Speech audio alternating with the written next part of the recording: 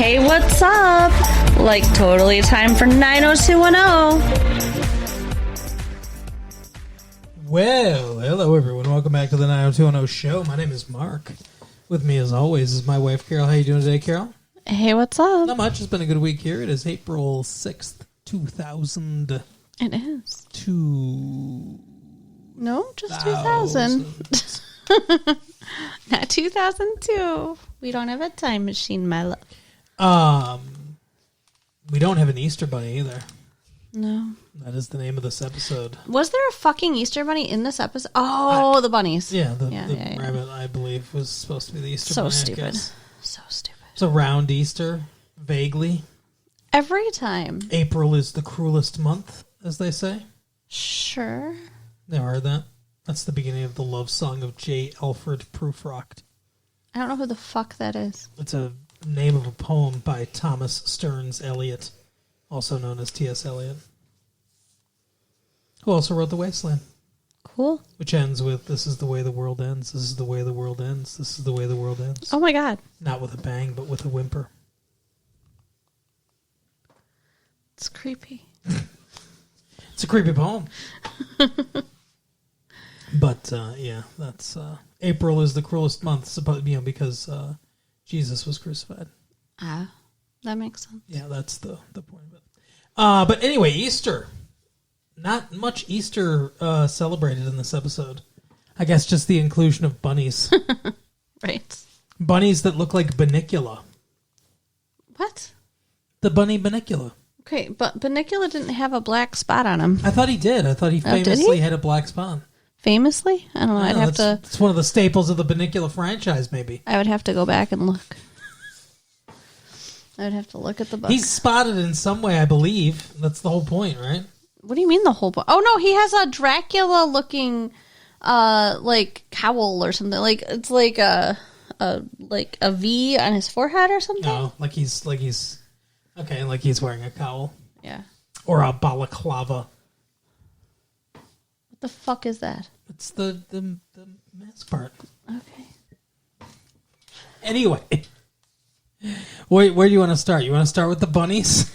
I guess. Start with the comic relief portion of this episode? Oh, I hate what they're doing with Steve and Janet. Yeah. Just give them stupid storylines. That's all they do. I think it's funny that we'll get to him later, but I think it's funny that Dylan's just over his dad being alive.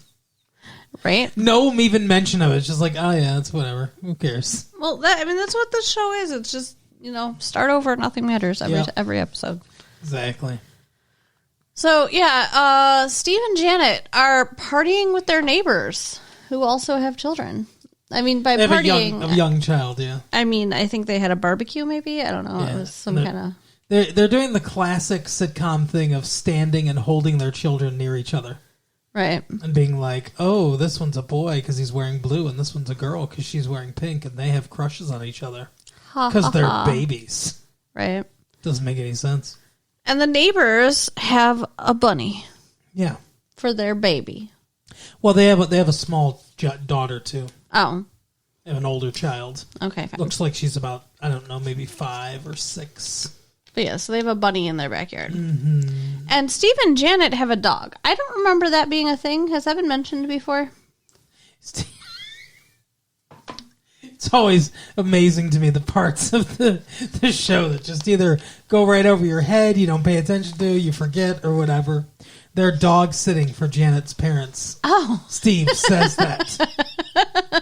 That explains where this random dog came from. Yeah, a Doberman Pinscher, I believe, is the title. The thin, that long, thin-faced dog. Why would anybody want a dog like that? To kill bunnies. Exactly. Spoilers! That's what happens.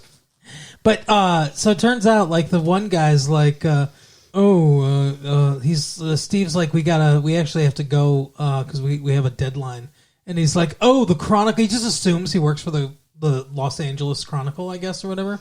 I think that's a newspaper they made up, by the way. Because L.A. famously has the L.A. Times. Oh, really? Like the New York Times? Yeah. But less famous? Yes. And the something else. There's another L.A. paper. I don't remember what it's called, but they have the Times and the something else. But it's not the Chronicle, I'm pretty sure. But anyway, so he's like, oh, you know, my brother-in-law works for the Chronicle. What's your story? And he's like, it's about celebrity nose jobs. And she goes, we run the Beverly Beat. And they're like, oh, the tabloid paper. They literally look disgusted, like they stepped in something icky. Yeah. They're assholes. I don't like those neighbors. Very snooty. But Steve and Janet's parents' dog, whatever, shows up at their door with a dead bunny in its mouth. Let's be clear. The dog shows up with a stuffed bunny in its mouth. It's so clearly a fake bunny. They make the mistake of having a close-up shot when Steve comes over to grab the bunny out of its mouth, and it's so clearly a fake stuffed bunny. And it's not even like a good prosthetic bunny. They just got a stuffed bunny from Kmart or something. And let's mention, too, the fact that, like, if you really pulled a dead bunny out of a Doberman pincer's mouth, you would lose some fucking fingers. Yeah, for sure, because it would be eating the bunny. Yeah, I mean, you don't take food out of a strange dog's mouth. That is not your dog. Yeah. And it wasn't limp in any way. Like, the whole thing was just, like, stiff. You could tell it was just fake. It was all ridiculous. But even more ridiculous, Steve decides that he doesn't want the neighbors to know that their dog ate their bunny. Yeah. So he decides he's going to replace it with a new bunny. And it's like... Maybe they're planning a spin-off of just like Steve and Janet's sitcom. Maybe, because that's what I was going to say is this is what's annoying about the whole situation. There's such a horrible tonal shift when we go to the Janet and Steve storyline. It's like we're in a different show. And they don't interact with the other characters very much either. No, they don't. It just becomes a sitcom, and it's like all the sitcom tropes. I mean, I've seen sitcoms before where let's replace the dead animal with another animal that looks just like it, and then wacky hijinks ensue. But I mean, I guess the one thing that is realistic in this show is that Steve and Janet, being the only one of their friends that has a baby, would be socially ostracized and wouldn't be really socializing with the other characters. That is true. But then write them out of the show, like you did with Andrea. Right, exactly. Andrea has a baby. Yeah. Why can't they move to wherever the fuck she lives now? Doing nothing, having not graduated and not succeeding at all in any of her fields. Yeah, that was depressing. Why did they do that to her? I don't know. And having an affair. Yeah. So he tries to do this. They have a ladder that they're using to, go over the neighbor's lawn. Yeah. That's crazy. To replace the bunny. To put the bunny in the thing. But I mean, you're going to scale their wall and sneak into the whole thing's just stupid. I also didn't... There's so much I didn't understand about this. So Steve falls, and drops the bunny. Mm-hmm. The bunny that, by the way, they used hair dye on a white bunny to give it a spot like the other bunny. Because they couldn't find a bunny with a spot like that. So, yeah, they drop the bunny. He drops the bunny. The bunny, runs off into the brush or whatever, right? And then, he can hear them talking in the house, the parents. And they're talking shit about their baby. Wait, what? Steve and Janet's baby? They weren't talking shit about their baby. Yes, they were. They were talking shit about Steve and Janet. They were talking about their baby? I thought she's not advanced or whatever. Oh, yeah, I guess you're right. Wow. Yeah, who just talks shit about a baby? But the whole point is that, this guy's on the board or whatever of this very prominent preschool, so they don't want to piss them off. Mm-hmm. I don't know why they think that they would know that the dog ate their bunny, but whatever. Yeah. So, the next thing he looks, the bunny's in the cage. Now, this is how I interpreted this. Okay. I interpreted this as the bunny was never killed and was fine and was still in the cage, and that bunny that the dog ate was a different bunny. Yeah. Just some random bunny, right? Yeah. Yeah, exactly. But that's not what happens. Wow, you forget this too, huh?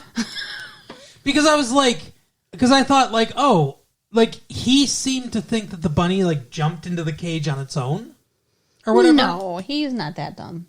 And I thought, like, oh, the bunny's still in the cage, right? Mm-hmm. So he leaves, leaving the other bunny there just to run around or whatever, I guess, right? Right.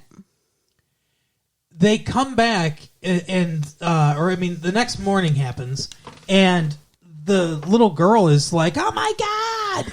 And everyone runs out, and Steve's like, what the fuck? And they all look and everything, and the bunny is in the cage, and they're like, what the fuck? How is that bunny there? And they were like, huh? Like, what's wrong? Why wouldn't the bunny be in the cage? And they were like, because the bunny died. The bunny died, and we buried it. And they find the hole empty because the dog didn't kill the bunny. It had gotten in and, like, dug into the hole and got the bunny out. And they were like, oh, the bunny is risen on Easter from the dead. Okay. Wait a minute, though. They're not like, oh, there's a bunny in the cage. They're not like, oh my God, the bunny's in the cage. They're like, oh my God, the bunny has come back to life, but it was a different bunny. Because they talked about, they thought their bunny had died, they buried it. They got a new bunny. Oh, that's the part I didn't understand. Yeah, they had gotten a new bunny, and then now they see the bunny that looks exactly like their dead bunny, and the grave has been dug up because the dog dug up the old dead bunny. I didn't understand where the other bunny came from. Yeah. So they bought a new bunny. They bought a new bunny. Oh, okay, I got it. And the dog dug up the carcass of their old bunny, and then they had dyed this other bunny to look like their old bunny. So now it's like ghost bunny, zombie bunny, whatever. Right. Even though we all know that it's not. Right.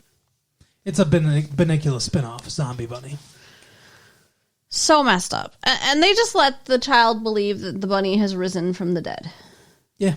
They don't bother to come clean or... Nope. Yeah. Okay. Wacky hijinks. Uh-huh. So, not great. And that's the entirety of their storyline. Yeah. Nothing important or serious. No, I mean, nothing they do is going to affect the plot ever going forward. No. I mean, we don't have many episodes left, but they're like I said before, they're done with them. Like, are they just, like, lazy? Why do they even need to fill time with this shit? This is what I think. I think contractually or whatever, they feel obligated to give them some screen time. I'm sure the actors want screen time. I mean, they're on the show. So, but they have no idea. There's nothing they can do with them. So they've just decided to write like mini episodes of sitcoms, 10 minutes long or whatever, and that's their storyline. They just pipe that in wherever they can. No. That's what they're doing, and none of it's gonna matter or affect the main storyline in any way. You know, I just remembered, and I don't know, this has nothing to do with this episode exactly, but remember how Matt said that he would donate sperm to his brother? Yeah. That's never going to come back, is it? No, I'm sure it won't now. Okay. Just, that should. Yeah, we should see Matt masturbating into a Oh cup. my God! Ew. Speaking of Matt and his sex drive. Yeah. Let's talk about... Let's talk about spring fever, the previous episode. Well, let's talk about the ramifications of spring fever. Yeah. When he drank liquid acid. So the guilt is just eating him up, and he's acting weird. Mm-hmm. And Kelly has noticed that he's acting weird. So she asks him about it, and we think he's finally going to come clean. Well, how you want to, like, lightning fast right to the end of this? I don't remember the middle. Well, the beginning is, so they're in bed and everything, and she's like, you've been acting weird. Like, what's going on? And he's like, oh, you know, I'm just stressed about money and this and that or whatever. Like, you know, the stresses, work and everything. And she's like, okay, you know. But she doesn't fully buy that. Right. And she ends up talking to Dylan. She goes over to... Great person to talk to about her relationship problems. She goes over to Dylan's apartment. She's like, what the fuck happened when you guys went on your spring fever? And he's like, oh, why? Why do you think something happened? Matt's been acting really weird. Nothing happened. He lies for him. Yeah, I don't know why. Like, he wants them to break up. I'm really surprised. Doesn't he? Doesn't he want them to break up? I would think so, but he's, like, being very, very, like, honorable about it, I guess. I guess he tells Matt that he needs to tell Kelly, though. Well, at first he tells him not to tell her. Mm-hmm. He was like, don't tell her, nothing good can come out of this. And then after she has the conversation with Dylan, she's like, look, you're going to have to tell her. And he's like, you told me not to tell her. And he's like, yeah, because, if you could hide it, then you shouldn't tell her, but you can't. So you're going to have to say something or else she's always going to question it. You had said that if this were a real life situation or if you wanted them to stay together or whatever, you would advise him not to say anything. Yeah, because she would never forgive him. And he knows that. He says that. He's like, she will not forgive me for this. Mm-hmm. And so then he's going to tell her after Dylan tells him he needs to. Yeah, they start having this heart-to-heart conversation. But he chickens out. He tells her that he drank liquid acid, spiked punch. Mm-hmm. And, then he chickens out on the rest of it. And she's like, but, you said that you had a couple things to tell me, because that's how he starts. And she's like, what else? And he's like, no, that's it. She's like, so you've been acting this weird just because you drank some spiked punch? She doesn't she does. She's really judgmental about him being on drugs, which is sort of hypocritical. Well, yeah, hello, she was on cocaine. And almost had sex with that dealer on cocaine. Yeah. Totally would have, too, if it hadn't been broken up. But, he chickens out, and she's like, the way you're acting does not fit the story you're telling me. Mm-hmm. So there is something else going on. And he just doubles down and lies and lies and lies. Mm-hmm. Which, he opened the can of worms. He opened the can of worms. It just seems really stupid of him to try to back down on it once he started. Yeah, I don't understand.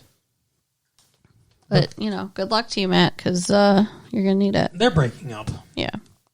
For sure. That's where we leave it for now.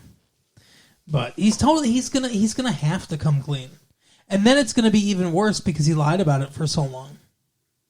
Yeah. He should have been able to bury it deep down and not think or talk about it again, or confessed immediately, not lied about it. Yeah, I still don't think she would have forgiven him if he confessed immediately. I agree. But I suppose she'd have been slightly less angry. She's not the type of person that could forgive something like that. Mm-mm. Nope. And that is that, you'd have to be able to just forget about it and move on. Yeah. There's no middle ground on something like that. There's really not much left, I don't think. Well, there's a little bit of Noah and Ellen. Yeah, I hate her. That woman. And then there's, David's storyline doesn't really exist, but what scenes he's in are wrapped up with the whole storyline of Donna. Mm-hmm. Donna and the blonde woman. Can't remember her name. Oh my god, what the fuck is his girlfriend's name? I don't know. Candace? Chloe? No. Cardissa? Okay, so I remember what happened with Noah and Ellen. Okay. I don't remember what happened with Donna. All right. So, that's probably the biggest storyline in the episode. Well, once you start talking about it, I'll remember. Yeah, I'm sure you will. But tell us what happened with Noah and Ellen. So she is such a lazy asshole bitch. She goes to work for one day. Yeah. Makes some big mistake where the wrong order gets sent to the wrong place and whatever. That's why she's only a temp. Yeah. And Noah is like, that's okay. Everybody makes mistakes. And she's like, I'm not going back. Yeah. Because she just gives up immediately. Because she doesn't want to improve herself or her life. No, she wants to keep drinking. Yeah, she don't want his help. She doesn't want to do better. But he calls the company and he's like, hey, I talked to them. They're fine with it. They understand mistakes happen. You're good to go back. And she's like, no. And so then they have a big fight. And she's like, I'm done. And she leaves him. Yep. Good luck to you, ma'am. Who gives a shit? I don't. I hope he finds her in a gutter. Oh, my God. Jesus. It's maybe a little bit too far, but... I'm sorry, but it just pisses me off. It's why did you even, start shit and ask him to help you and all that if you're going to be like this? Yeah. Yeah, she's got some serious psychological problems. Did I miss anything big there? I don't think so. Okay, good. I was like falling asleep in the middle of that storyline. So. Well, I'm glad one of us remembered it. We were cuddling watching this. So Yeah. it was very comfortable. But the Donna storyline. Yeah. So, Donna has like an idea. I don't remember if she came up with the idea or if the dude that they introduced in this episode came up with the idea. Oh yeah. No, I think she came up with the idea. I remember now. I think she came up with the idea, and then they contact this guy because he can help. That's right. It's one of David's friends. But she's like, hey, I was thinking about selling my clothes on the internets. DonnaMartinStyle.com or something like that. And we should go to that, see if that website exists. We should. We see totally if they bought that website. That'd be smart. But she's like, I think I should put my stuff online, my designs. And they're like, interesting. You could sell from anywhere. Yeah. And David is like, I know a guy that's great at designing web pages. And apparently that's what this guy does. He designs web pages. But it's weird because it seems like he's more than that. Because he designs web pages, but he's not talking about, okay, how do you want to maximize your design? Like, how do you want the page to look? Where do you want your menu? Where do you want your art gallery or whatever? Like, stuff that is design stuff, right? Right. For a web page. Instead, what he's talking about is, well, you're going to do this, and you're going to advertise here, and you're going to and he's talking about like basically running her her internet business. Huh. So it's weird. He seems, I don't know, like he's doing more than a web designer would do. But so he's talking to her, and he's like, yeah. So he talks about so you're going to need to spend money on advertisement. She's like, oh, what's that going to cost? And he was like, well, it can cost as much as $35,000 a month or something like That's that. insane. He said to be on the big search engines, like to have an ad on the big search engines can cost a lot of money. I guess that's the big corporations spend that, like Ford or like AT&T or something like that. And he's like, or you can spend as little as like $1,000 a month or something like that, which is still a lot of money to be on other web pages, popular web pages. And they'll have you can click on it or whatever. They'll take you to your web page, and then people will see your stuff. Because he's like, because that's the big thing, is getting your name out there. And she's like, so that's going to cost money to do that. And he's like, yeah. And then she's like, and if people order a bunch of stuff, then we have to fulfill those orders pretty quick. And he's like, yeah. And she's like, and that means starting a manufacturing. She's like a sweatshop, basically. Yeah, she needs to have inventory on hand to fulfill orders. Yeah, she needs a manufacturing facility then. Right. And she's like, so that's a lot of money to spend, a lot of money to put out on something that might not work at all. But a blonde woman with good body but too short hair. What the fuck is her name? She falls in love with the idea because she has a small percentage of the company, and she's like, oh my god, this is going to be so innovative or whatever. And she's like, I don't want, and Donna goes, I don't want to put out all this money though, because this is not a great idea. Well, she's like, it is a good idea, but it's it's too risky. And the blonde woman's like, well, you can ask people for an investment. You can seek it outside investment because nobody puts up all their own money. They get investors. And she was like, I don't want to ask someone to invest in something I'm not willing to put all my money in or whatever. And so she goes and talks to Dylan. No, she being the blonde-haired partner lady, Yes. David's girlfriend. David's girlfriend. On her lunch break, she just goes to lunch, doesn't tell Donna what she's going to do, and she's Doesn't gone. tell David what she's going to do either. Yeah, and she's supposed to meet David for lunch, and she's gone for 3 or 4 hours. Yeah. How did it take 3 or 4 hours for her to have a conversation with Dylan? No, she had to service him to get the money. Too. Apparently. I mean, come on. They were spitballing ideas, they said. For 3 or 4 hours in the middle of her work day. Yeah. Whatever. Spitballing, that's what they call it now. Exactly. But so Dylan's like, yeah, I'm in or whatever. They go and meets. They go back to You Wear This or whatever the fuck it's called.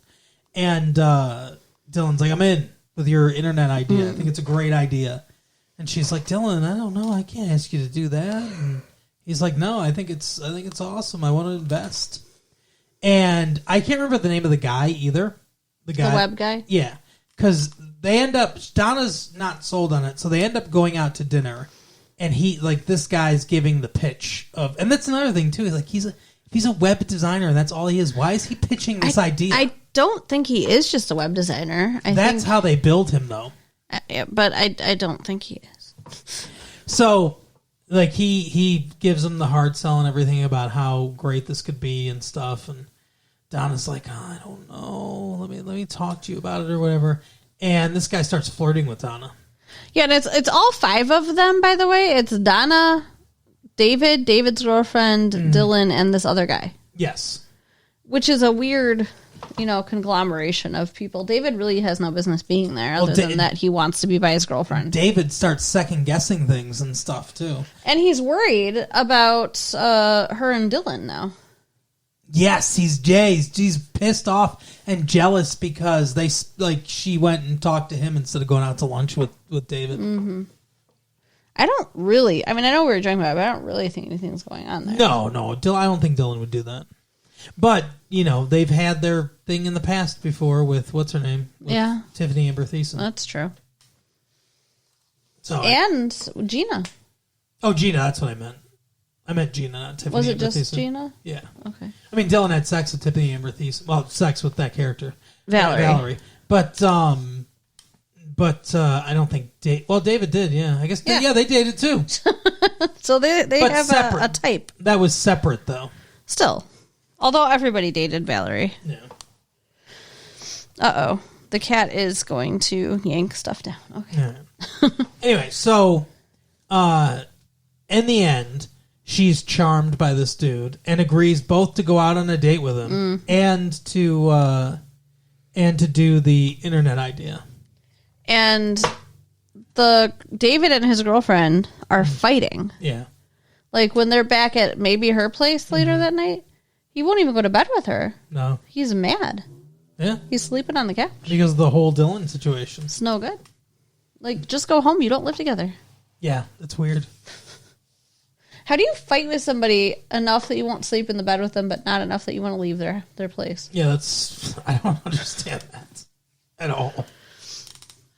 But, and that's pretty much it. That's pretty much all that happens. Yeah, that is. What did you think of the episode?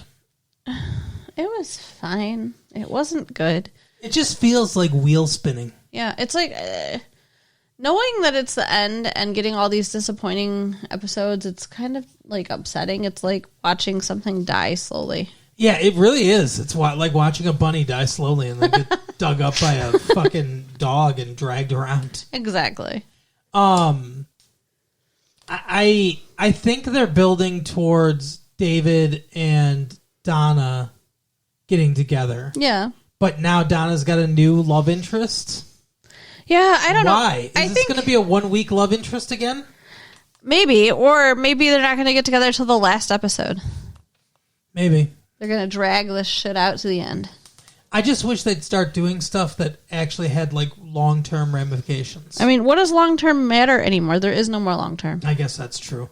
But I mean, just, like final ramifications, I guess. Yeah. Maybe Donna's business will take off on the internet. Maybe she'll become a zillionaire or something. And then she can go to New York too, even though David didn't go. Yeah. That is true, though. She could run, if she internationalizes, she could run it from wherever. But yeah, that is the episode for the week, Carol. Tell people where they can find their own dead bunny. You can write us at latefee1994 at AOL.com. Mm-hmm. Check out our website at www.retrolatefee.com. Yep. And share the tapes with your friends. All right, we'll see you next time. Bye. Bye.